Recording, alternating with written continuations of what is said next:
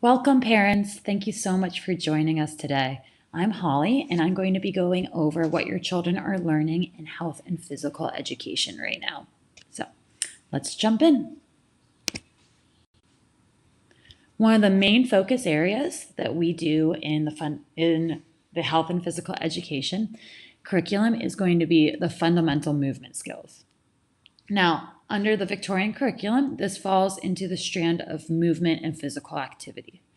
The substrands that the students really are learning about in the fundamental movement skills are going to be moving the body and learning through movement.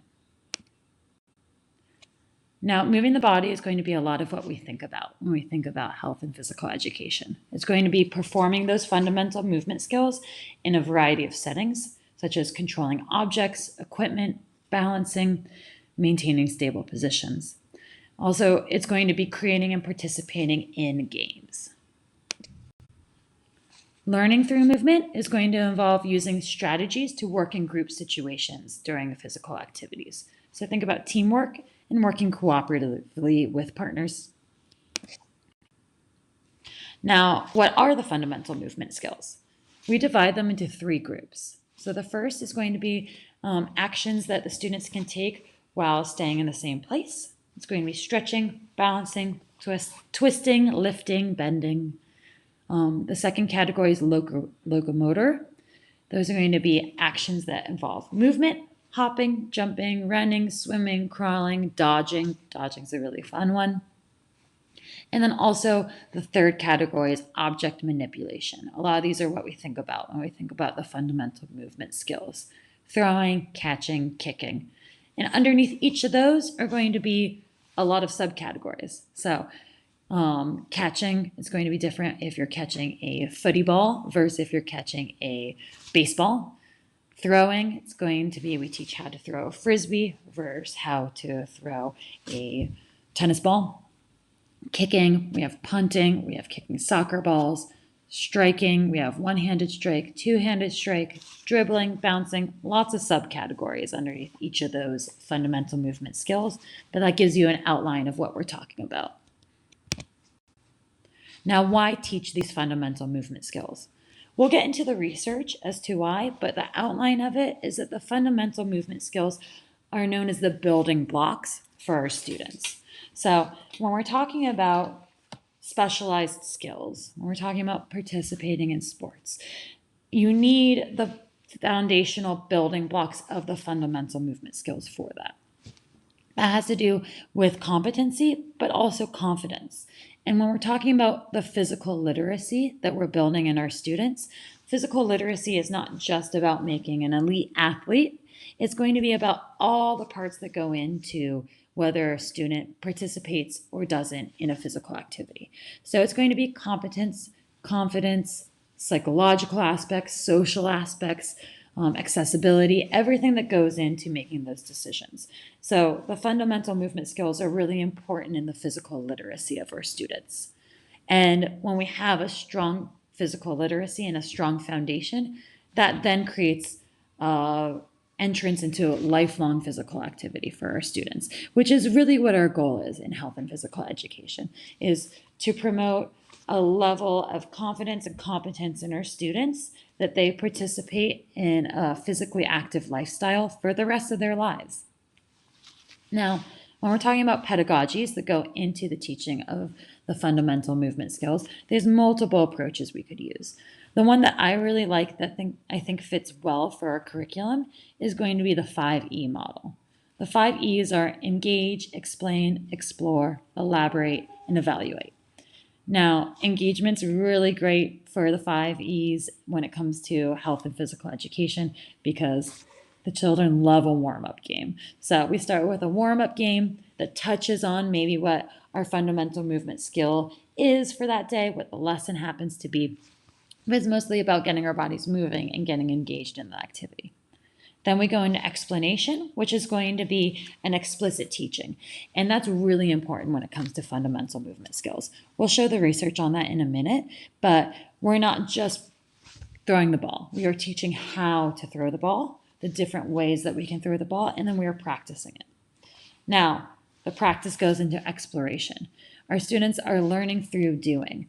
They are understanding how the micro corrections in their body affect their movements while they're practicing their fundamental movement skills. When we're going over how to throw the ball in the different ways that we can do it, underhand, overhand, how we hold our fingers on it. Those micro corrections is how they're exploring in their bodies and how they're learning. Elaborate, that occurs naturally as we're doing feedback in the development of these skills. I might try and say, hey, try landing on the foot that you just kicked with. See what happens.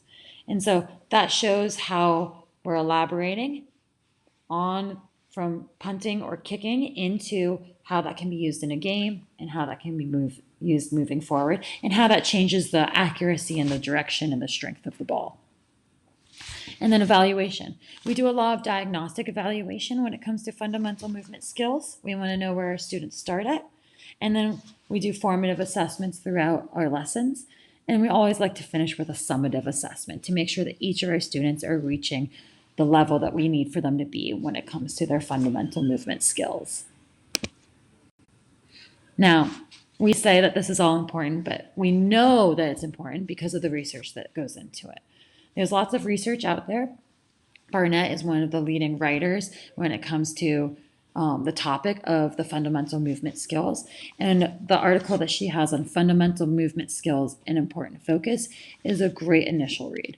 It talks about how it really is that foundation and that building block to the specialized skills, but also introduces the idea of there being a proficiency barrier. If they don't have this fundamental movement skill, then they're not able to get to the specialized skills that we want our students to be able to be confidently engaged in further on in life. Also, there is an argument or an idea that fundamental movement skills are something students maybe learn just by being students. They learn through free play, they learn on the playground, they learn by living their life. Well, her article here does a good job of saying that maybe that's not always the case. She looks at Goodway and Branta's early intervention programs and found that open free play, even with lots of good equipment, does not greatly enhance the fundamental learning skills that we would like to see. However, explicit teaching does do a strong correlation with the development of those skills. This also is seen and connects to Lubin's research. Lubin does a variety of articles as well. This one of the fundamental movement skills in children and adolescents is actually a compilation of a bunch of other research. So it does a really good job of kind of highlighting why this is so important. So he compiles multiple studies for primary school-age children, and he found that he looked at individual fundamental movement skills like throwing, catching, kicking, specific versions of them, and for specific ages. And he found that there's a deficit in mastery in almost all those categories. In fact, only one category, there was over a 40% mastery level, and that happened to be 10-year-old boys in throwing. Besides that, the mastery level for the students was always under 40%. So we know that there is a need for teaching the fundamental movement skills. And why? His studies also show that if you looked at 13 of these studies, when looking at 13 of these studies, 12 of them showed a positive association between fundamental movement skills and long-term physical activity. That's very important. Professor Hans, also has a strong passion for fundamental movement skills in children. She has a strong argument for why we teach it early on in their education. She says that learning a new skill takes approximately a new fundamental learning movement skill takes approximately 9 to 10 hours of practice for mastery. When if maybe they've picked it up on the playground and they're having to relearn the right way, it can take up to 3 months to relearn that. Now, that can be really bad for confidence. It can also be really hard for a student to get it can be easy for a student to get overwhelmed and not feel like they're capable of participating in that game on the playground if they feel like they have a lot more to learn than their peers. She also states that there's a lot of options for cross-curriculum integration when it comes to fundamental learning skills, movement skills.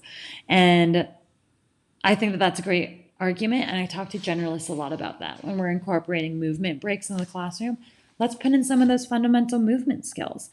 That is important for the Victorian curriculum.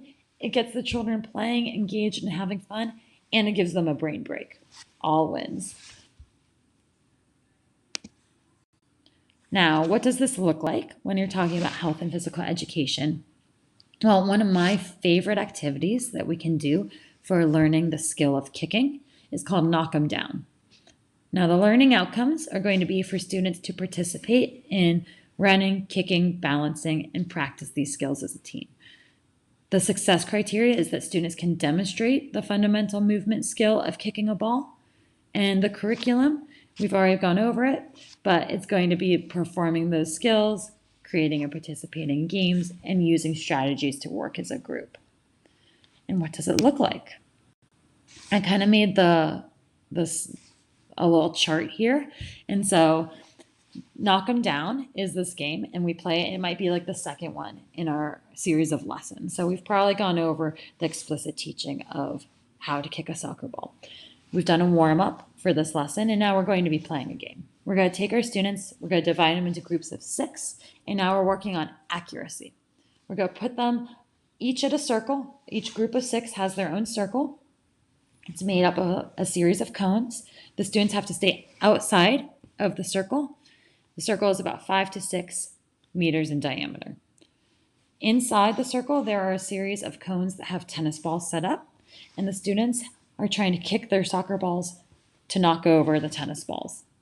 Now, while they're doing this, they're kicking the soccer balls across the circle to their other teammates. The other teammates are retrieving, stopping the ball, looking up, aiming, and kicking. And it's going back and forth across the circle over and over again, with the aim is to knock over the tennis balls as fast as possible. I also really like this game because it's really easily differentiated for various skill sets. So you can make the circle bigger, we can make it smaller, we can change the size of the balls on the cones, we can increase the target that we're aiming for. We're using our teammates to help and to cheer each other on, but we're also practicing kicking a lot, and we're practicing our accuracy and our aiming. And that is everything that I have for you all today on the value of fundamental movement skills in our health and physical education curriculum.